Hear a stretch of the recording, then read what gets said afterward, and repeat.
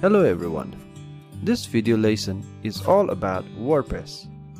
You will know about various useful information that you can implement on your WordPress website. Here's a course brief, what you will learn in this tutorial. To create a child theme for the WordPress website. We will also work around the child theme to learn more about it. A child theme will also be provided that can be used on many websites. To install Enfold theme and import a demo. Here we will install Enfold theme and as well create a child theme to Enfold.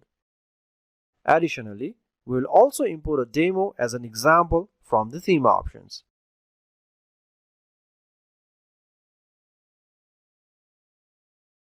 To access all the WordPress files and backup database without FTP or Cpanel. Find out how we can access all the WordPress files with the help of a plugin. You will also be able to backup database plus all other website files without FTP or Cpanel access. Cache configuration. Learn how to configure cache for better GTmetrix score.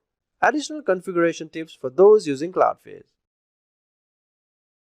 To improve your website health, we will work on a live website and check its health status. We will also go through the site health screen.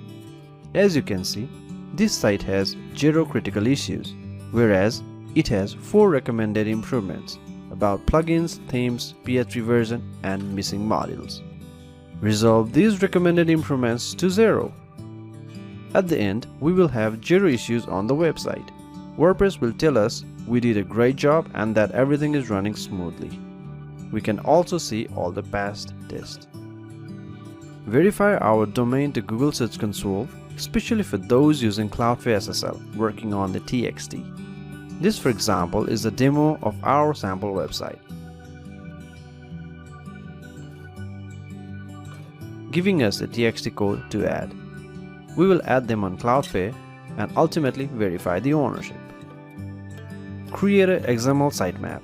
This is very important for better SEO score. We will generate an XML sitemap link. Submit the sitemap to Google Search Console. After we verify the domain and generate sitemap, we will submit it to Google Search Console. As you can see, the process has been successful. Find the PHP version of a WordPress website.